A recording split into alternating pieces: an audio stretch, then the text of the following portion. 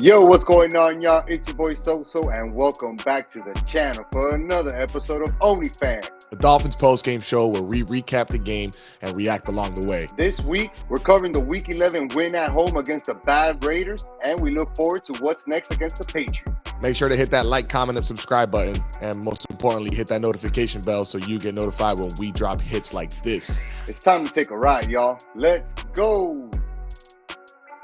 Fans up in the building, rep the gear from toe to ceiling. 305 stays on the brim, by 95 we popping wheelies. On the way out to the rock, time to see the trio fly. OBJ, Tyreek, and Waddle, speed and swag solidifies. Tools, Babby in the pocket, got my D coordinating. With the Weaver operating, on the sideline formulating. Strategizing for that dub, let's get A-Train on the track. Chubbs and Ramsey, Phillips healthy, boy, we bout to crack some backs. Time to change the narrative, F off with all due respect. Criticism at its finest, break the cycle down the stretch. Top dog offense in the league, let's keep it going postseason. Bring that heat in cold weather, that's a Dade County reason. OnlyFans, presented by Sports with So. Man, won another big victory at home. I don't know if it was a big victory, a much-needed victory, or just a victory and all, but I think we got to walk away with the sense of being happy with just getting one of those, right? I'm gonna say final answer is all of the above, in my opinion. It's great, bro. Whenever we get to see our boys, go out there and play and win at home for the fans. You were there. You were one of those fans, man. You walked away smiling. Rumor has it you didn't stay to the end of the game. You just waited till they sealed it with that Ramsey interception. But it's all good. You were there supporting the boys, and maybe that was the difference for them this week. Who knows? Who knows, man? Who knows? But I got to shout out Jay, man. Shout out to Jay, the Dolphin fan. I met him that day. Jason, shout out to him. My guy, Brandon, Marnie, Raiders fan in town. And we got to link up to go to the game. It was dope to go watch the game with them, along with my wife, of course. And it was fun, man. We had a great time. And, we got a little bit of some special access. We got to show you guys the tunnel cam, right? We were there live in person. Hope you guys enjoyed that. And then the field, man, the field was in perfect condition. It's funny. The Dolphins are one of the few stadiums that resod their grass after every home game.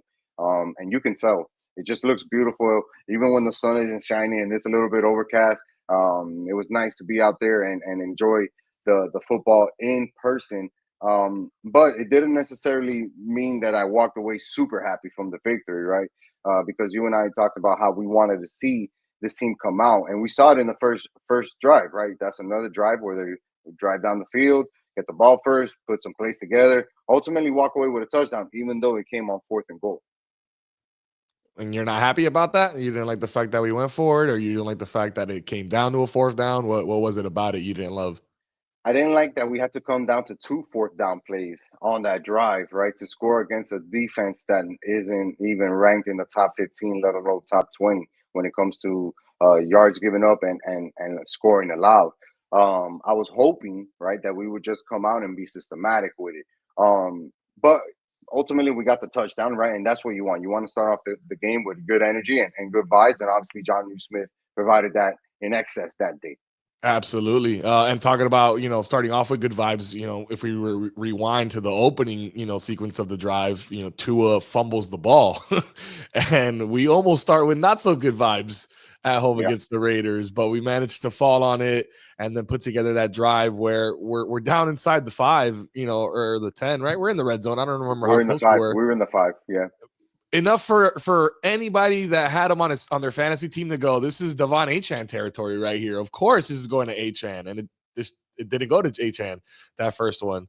It went to Jonnu Smith, who had a hell of a day. And if you had him in fantasy, he had a hell of a day for you, and you're probably winning your matchup. Hopefully, you're winning your matchup this week thanks to Jonnu. Yeah, he had a great day out there, obviously, but the glaring thing there is that we have to rely on the short yard passing game in order to get those type of touchdowns, right? Where what we want to see as Dolphins fans, especially knowing that we have the weapons that we do, we want to see that power run game take into effect.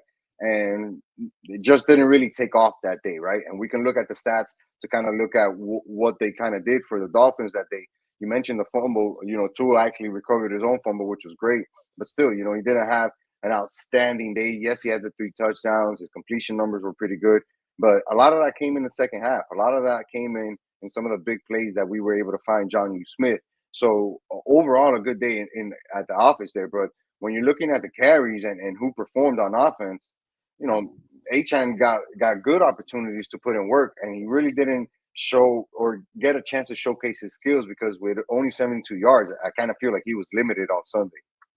Yeah, he had a longest rush was for 30 yards. That was when he broke for 17 carries for him. Mostert had a little bit of an injury issue. We only saw him for 3 carries.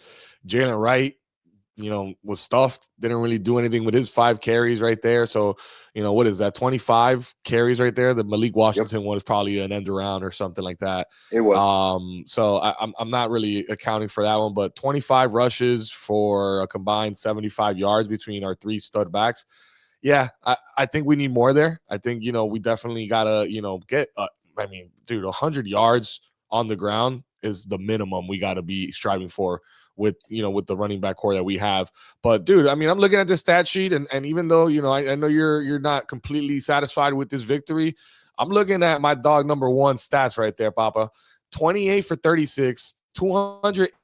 What I was saying was, it's not the best performance of the week in quarterback terms, but man, is it nice to have our guy back, man. This guy, the offense is really meant for Tua to be back there in the driver's seat, man. And it was proof on Sunday. No doubt, no doubt. And look, for all the bad things that we can point out, right? The times that he held on to the ball on Sunday, the times where he couldn't really get away from the rush or seem to get outside the pocket to give himself some more time or look downfield. I don't know if it was the play calling that limited the type of attacking that we were doing. It wasn't the greatest, right? And it's not like what we would want to see or what we got accustomed to seeing from last year, but it worked, right? And it worked against this opponent, and we were able to drive the ball multiple times and get drives. But at halftime when it's 10-6, I'm sitting there thinking like, damn, this game should be 14-3, 17-6, something in that nature where we're able to continue to capitalize, right, as many times as possible. And it wasn't there, it wasn't there in the first half. And I guess that's what we got to credit, McDaniel and Tua for, right? Because it almost felt like it was a tale of 2 halves. The first half was timid Tua, couldn't really, look down the field, didn't have the time, whatever the case may be. Even the running attack was getting stifled at times. And we were just playing that game where it was giving it back to the Raiders, the Raiders giving it back to us. I feel like we expected this game to be a little bit more on the killer side of it, like go out there and put them out early. And it kind of felt like we let the Raiders hang along for too long, right? Even in the middle of the third quarter, they were kind of still in that game. Sure. Let me ask you this, man, because on the running side, I just had a thought. We had no Alec Ingold in this game, and we know how big that guy is for the run game. Do you think that there's a direct correlation with, the lack of production there, not having Alec there, that lead block, pick up that lead block and open up the hole for regardless whoever it is back there, or is it just another bad day for, the O-line in general? No, I think that Alec does play a big part of it, right? Because when it comes to our running schemes, a lot of that has to do with Alec being in the backfield, right? And being able to pick up the mic or at least pick up the lead blocker when we're running it to the outside on those sweeps. So, yeah, not having a guy of his caliber on the blocking side is huge, right? Because, again, to shout out Jonnu Smith, one of the things that we know that he can do down here was block. And he kind of was able to pick up that slacking. So well he played yesterday blocking that's what allowed him to be that open when he was open, right? Because he would get into his block, really, create some time for Tua to go through first or second progression. And at the moment he's releasing that, he's getting 5 yards down the field, 10 yards down the field, he's open because the defense is already, figuring that he's just staying in blocking. Next thing you know, he's unaccounted for, wide open in open spaces. That's how he caught the big touchdown to kind of seal the game. But he also made a majority of his plays like that, right? I think that's what is key on this team, right? An ability to block across the line. Not having Alec hurt, and you can see in Achan and even Mostert, even though I think Mostert is getting less carries because of the fumble issues, but we'll see him getting ramped back up. Not having Alec Ingold yesterday kind of hurt the production for sure. And I'm pretty sure it took away a couple of play calls that Mike would have gone to, right? Not necessarily directly to him, but just sweeps and those other plays as we've seen called before. We know how big of an impact he has, blocking for the rush and all that stuff. So I think that kind of hurt us yesterday. But last week you did give two guys a lot of flack for lack of production. Tyreek and Waddle, one of those guys did produce this game, did well. The other one still is a little missing in action, MIA per se. What'd you think about those performances? Which Tyreek got on the board with a touchdown. Waddle, I mean, we can pull up the stats one more time. I think he only had a couple catches. Now we don't even have the receiving on here, do we? It's on the second page. Yeah, right here. So Tyreek 7 catches, 61 yards. I mean, Jonnu Smith, that's incredible. That stat line right there. We wish Tyreek or Waddle would have that, but 2 catches for 37 yards for Waddle. Yeah, it's weird. And the second catch was the biggest catch, right? It was in the second quarter, in the second half. We were driving down the field, and we needed a first down. Broken play. He was able to get open and keep the drive alive, which we ultimately ended up scoring on. But I think that what Hill contributed more on Sunday was just energy and belief in the rest of his guys. I saw him doing a lot of hyping up other players, right? That included the running backs, that included the linemen, that included all the other wide receivers, that included Jonnu Smith. He kept telling him, like, keep doing your thing, keep going in open, keep getting it. I'm attracting all these people. So it felt like he was really playing the team game yesterday for the Dolphins in the afternoon. Waddle, on the other hand, I think that there's something that we have to look out for him the rest of the year, right? Attitude-wise, right? Is he coming with that energy? There was one specific thing that stood out in my mind, right? When we were in the red zone, I believe in the last drive or in the first quarter, one of those two. We call a timeout. The TV's showing the commercials, whatever. And I'm looking at Waddle, and he's walking back, and he's walking back like head down. He's holding his helmet, and it's just like a very negative body language that he was giving off. So much so that Odell Beckham Jr. thought that he was hurt or injured and didn't want to come into the next play. That Odell got up, put his helmet on, and like started running towards the huddle. And he was like, no, I'm coming in. He got the play from the coach, and he ran back in with Tyreek. Those are the little things, right, that the rest of your teammates pay attention. Because if I noticed it from the stands, imagine how the rest of the guys in his group and on the offense saw that, right, and took that.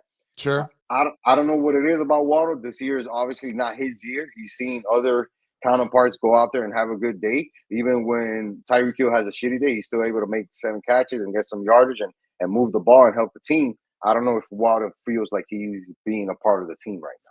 I mean, but, I got to come to Waddle's defense here a little bit because, he's the first one after every game that gets posted on social media. Phins for the win. Yep. Always hype. He's a locker room guy even when he doesn't produce. But damn, dog, you got to start to question a little bit too on the side of like what's causing that? Is it just what's his frustration? If he is frustrated, what is it? And it's partially. I would think, putting myself in his shoes, you're going to pay millions of dollars to play the game you love, and you go out there for an hour, of clock time, which is 3 hours on Sunday. 3 hours of work. And dog, you're going to get 3 targets. You're going to give me 3 targets. That's the only thing I'm going to have is 3 chances at making a play. I can't get enough done with just 3 targets. You got guys like Malik Washington, going back to that stat line, has 3 targets. Odell Beckham Jr. has 4 targets. Julian Hill had 2 targets. Like, How can we, I don't know if that's just the way that we're trying to get it to him and it's not there or whatever, but we got to do more to get Waddle involved, in my opinion, kind of like we did with Tyreek this week in the 8 targets, and what we're doing with Jonnu Smith week in and week out. We got to find ways to get him open, and not just the little bubble screens and those little outs, bro. Get him open in space, a couple yards down, this quick slants, get the ball out of Tua's hands quick, and let Waddle make a play. That's how historically he's been able to be explosive with the Dolphins, is using his legs and his speed. So we got to utilize that. I do want to talk about what's been blatantly staring us in the face. Okay, we've been doing a lot of talk about the offense, and we'll get back to the rest of the game as far as the second half and what we were able to do. But I want to talk about what the Raiders were able to do, dog, and what their offense was able to do to our defense, led by Gardner Minshew. Who really led by Brock Bowers. Really led by Brock Bowers. he's not taking the snaps, and he's not the one throwing the ball to himself. It was Fair, Gardner Minshew, fair. bro, and a guy that's been on and off. Not hasn't been the starting quarterback there. There's been friction with his head coach and his team and himself and all that stuff, having some issues and chip on his shoulder. Comes down here and let's pull this back up one more time, bro. I mean, what did he do? Minshew went 30 for 43, 283 yards and 2 TDs. Granted, there was the one pick at the end that Ramsey got to seal the game, but I mean, for that, I was not expecting this stat line for this guy, bro. Nope. And then let's get go for it. Go ahead. Let's pull up the defensive stats right there on the third page. You're gonna see that our best defensive player was Jordan Brooks, right, on that day, and because not only was he leading the team in total tackles, he had also, I think, the most amount of solo tackles. He had a tackle for a loss and was just able to bring pressure consistently. We gave a lot of hype to Sealer and to Calais Campbell last week, and they, not to say that they didn't play well, but when we're not getting sacks, when we're not getting INTs, where we're not getting in Minshew's face play after play after play after play, and he actually has time to throw and move this offense down the field, it's troublesome. It's troublesome because, a lot of the teams that we're going to play are looking at this tape and saying, yeah, we can do this. I mentioned to you the score at halftime, 10-6. A better team probably is beating us 13-10, right? Because they're able to turn at least one of those opportunities into a touchdown. And they had a chance to score a touchdown. They would just stop them inside the red zone. I don't know if this defense has enough playmakers. I don't know if this defense is quote unquote soft, like a former player Sean Elliott said. I don't know if it's a scheme thing. I don't know if it's Anthony Weaver learning, right, what his defense is best at or what this personnel is best suited for. I don't know what it is, but it doesn't give me a lot of confidence, Joel, heading into this Patriots game. When the Patriots have been able to hang with other better defenses for the last 3-4 weeks, and now we got them coming in on Sunday. How confident can we be in this defense, dude? Yeah, I don't know. I don't know what it is at this point.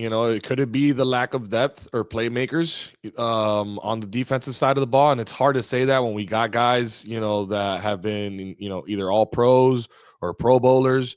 Right. Guys that are playmakers. You mentioned Zach Sealer and Calais Campbell. Both of them had sacks in this game. Big presence for both of those guys. Jordan Brooks, shout out to him, played ridiculously well. Ramsey, we know what he's going to bring every week. I don't know, man. I don't know if at this point, if it's that or if it's the schemes, is just our defensive coordinator and the scheme that, he's presenting week in and week out, just not it, and easily exploitable week in and I'm thinking back to that Cardinals game a couple weeks ago that I wish we. Yeah. Well, our run and Brock Bowers go out there and get 13 grabs for 126 yards and a touchdown. Besides that, there's nothing else going on. If that's the only weapon they have, how are we not shutting that down by the fourth quarter of that game? And how are they able to shut down our weapons? Right? Like, yeah, you mentioned it. The scheming, the play calling, a lot of it has to do with it. But at the end of the day, it's effort on the field, right? Like we mentioned Jordan Brooks, he's putting out effort. Calais Campbell, effort. We seen Jalen Ramsey play with effort, right? That's what these stats are about, dog. You got to be able to put in that effort and put in that hustle and put in that grit in order to win football games, dog.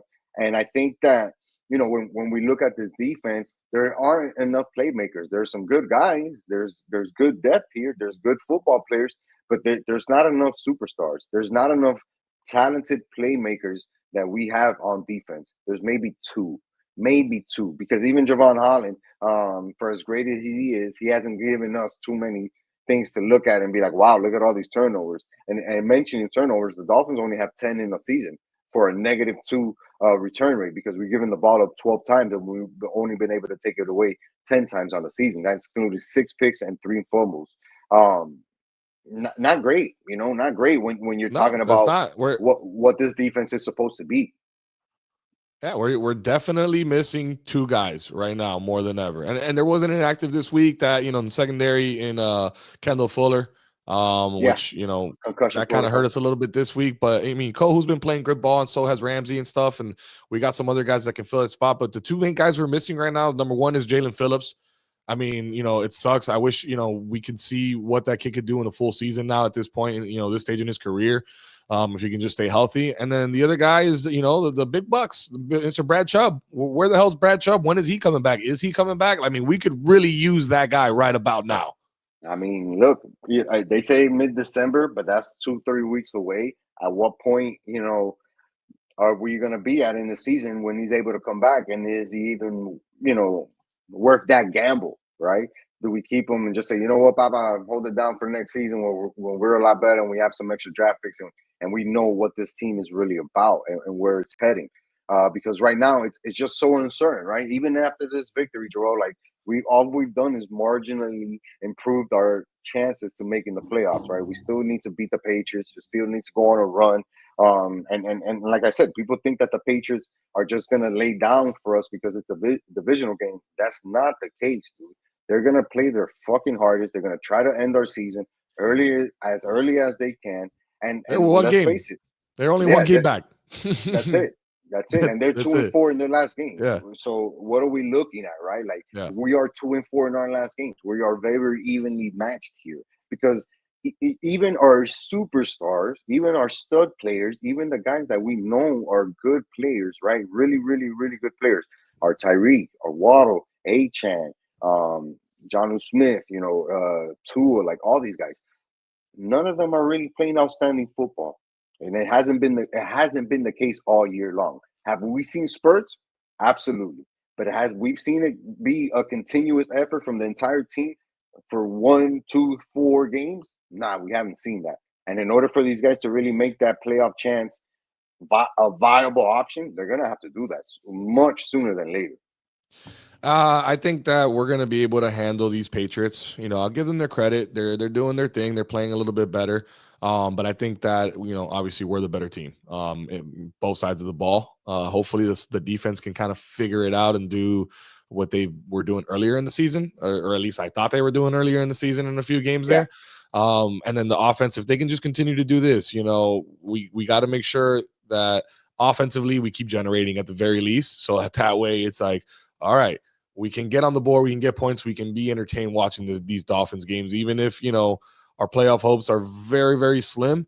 We still want to see these guys produce and what could be for next year. So I think this next game, I mean, we know it's important. It's for the Patriots, divisional game. And then there's still, like I said, a chance for the playoffs. So yeah, this is it right here. We have to come correct. We have to make sure we play all 3 phases of the football perfectly, no mistakes, and continue the streak, man. We got to keep the streak alive. For those guys, delusional or not, that believe that the Dolphins can still make the playoffs, you have to do that or believe in that in the consistency. You have to keep winning. You have to keep playing well, and you have to keep scoring. Because let's be honest, we're not going to get there with this defense, right? We're going to get there with putting up points and trying to win games 35-28. If that's the case, fuck it. Let's go out there and score points. For me, the one thing that I want to see on Sunday is score a touchdown every quarter. That shouldn't be too hard. Score a touchdown every quarter. That's 28 points. That's right on average for the NFL, right on average for where the Dolphins want to be. Let's go out there and put a touchdown every single quarter, because we've seen this offense kind of spurt together and put good drives together, little things, but they haven't been able to do it consistently throughout an entire game. 4 quarters. Let's do it. My asks are going to be, number one, we got to get the run game. We got to get the rushing yards over 100 yards minimum. You know what I mean? I prefer that for just A-Chan, but we got to get it like across the committee. They have to combine for a minimum 100 yards. Number two, we got to get Jalen Waddle involved here. I think he's too explosive to not get the ball in his hands. And then number three, man, I think the defense needs to get an early turnover. You know what I mean? Like something, to really set the tone for the game. And then it falls back onto the offense at that point. Once they do get that turnover, capitalize. Go out there and get that touchdown. Make it worth your deep. You know what I mean? Like hype up the boys, make them excited to go back out there and try to go get that football again. But I think it's doable, man. Very doable this week. I know that there's one thing that I wanted to talk about. It pains me to say because of who it was that did it. But we got to shout out the Buffalo Bills, our division rivals, because they looked out for the 72 Dolphins this past weekend by beating the Kansas City Chiefs at home. In So Buffalo, yeah. I'm ecstatic about that, man. No, and they did it the only way that you can beat the Chiefs, right? You have to go for two once you get the go ahead. You cannot give Patrick Mahomes a lot of time to do anything. By a lot of time, I mean more than 10 seconds. And that's exactly what they did, right? They were able to score in the last minute. They trusted in Josh Allen, who had that Did you big see how he run. scored? That Yeah, last yeah. touchdown? Josh Allen is an animal, dog. He's an animal. You give that guy a full head of steam, and he's gonna run over people, and he's gonna make it to the end zone, dog. Yeah, man. Beast. That kid's a beast.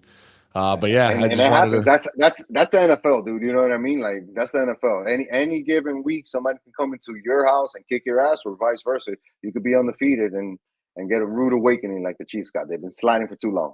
Yep. So I hate them. I just wanted to say thank you for that at the very least, but we still hate you. 1972 forever, That's it. That's all we got, man. motherfuckers. That's all we. Until Hey, this 97. No, I'm kidding. Now we're gonna hit y'all with the Wu-Tang, but we're gonna save that for the next episode. Man, Patriots on Sunday, Joel. It's a big game, dog. Hopefully we can put some emphasis on the season, right? And go out there and put an impressive victory together. That'd be nice, man. I think it would really catch the attention of not only ourselves, right, but the rest of the Dolphins fan base and the NFL pundits that may or may not be giving the Dolphins a chance like we are. yeah, absolutely, man. You know what to do. It's time of that. It's that time of the show where we tell you guys to tell a friend, To tell a friend, to tell another friend, to tell everybody they know. to tell everybody they know about OnlyFans, baby. We still got the shirts for sale. Got the black ones for this season. We still have a couple sizes of the teal options if you want that. Showed us an option. Hey, look, Jerome's wearing it right there. What a model this guy is. Company man, baby. Company man. Make sure you hit on that like, comment, and subscribe button. And until next time, peace. Peace.